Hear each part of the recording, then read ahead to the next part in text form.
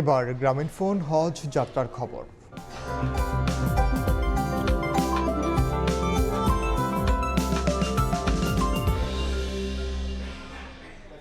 পঞ্চম দিনে 11টি ফ্লাইটে সৌদি আরব যাবেন 4,521 হজ যাত্রী।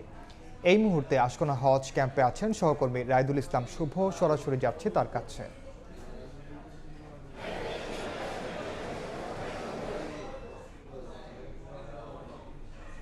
অল্প কিছুক্ষণ আগেই আসরের নামাজ শেষ হয়েছে। মুসল্লিরা যে যার নামাজ শেষ করে যে ওয়াজগুলো রয়েছে, অর্থাৎ সেখানে গিয়ে সৌদিতে গিয়ে হজের যে সকল কার্যক্রমগুলো রয়েছে সে সম্পর্কে কিন্তু মাসলা শুনছিলেন। এবং এরপরে কিন্তু তাদের ফ্লাইট, অর্থাৎ 6:20 একটি ফ্লাইট আছে বিমান বাংলাদেশ এয়ারলাইন্সের, সেই ফ্লাইটের যাত্রীরা কিন্তু প্রায় 3টার দিকেই এই হজ ক্যাম্প থেকে বেরিয়ে গেছেন। যাদের ফ্লাইট 7:20 আছে তারা কিন্তু এখন পুরোপুরিভাবে প্রস্তুতি নিচ্ছে যাওয়ার জন্য। বিভিন্ন আজকে আমরা যেমনটা জানি যে 11টি ফ্লাইটের মধ্যে বিমান বাংলাদেশ এয়ারলাইন্স কিন্তু 5টি ফ্লাইটে হজের উদ্দেশ্যে যাত্রীদের নিয়ে যাবে। তার মধ্যে 2000-এর অর্থাৎ 2100-র কাছাকাছি মুসল্লিরা কিন্তু এবার হজ যাত্রায় আজকে বিমান বাংলাদেশ এয়ারলাইন্সের যে বিমানটি রয়েছে সেই বিমানে করে তারা ফ্লাইটে করে তারা যাত্রা করবেন।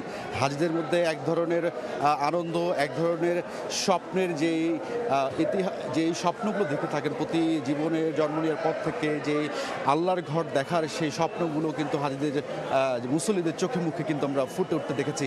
এবং এই পর্যন্ত এখন পর্যন্ত এমন কোনো কিন্তু আসলে হাজিদের মুখে তেমন কোনো অভিযোগ কিন্তু পাওয়া যায়নি। সবাই বলছে এবারের হজ যাত্রাটা অনেকটা সুশৃঙ্খলভাবেই হচ্ছে এবং সকলের মধ্যে কিন্তু একটা অন্যরকম আনন্দ আমেজ বয়াস করছে, কেননা তাদের স্বপ্ন সত্যি হতে যাচ্ছে। অল্প কিছুক্ষণ পরে তারা ফ্লাইটে উঠবেন। সেই ফ্লাইটে করে কিন্তু আসলে তাদের যেই স্বপ্নে আল্লাহর ঘর অর্থাৎ মক্কার উদ্দেশ্যে মদিনায় গিয়ে অবতরণ করবেন।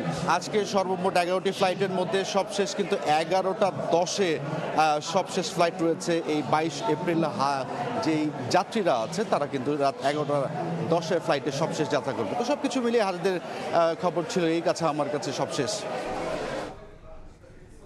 সরাসরি যুক্ত ছিলাম আশকোনা হজ ক্যাম্পে।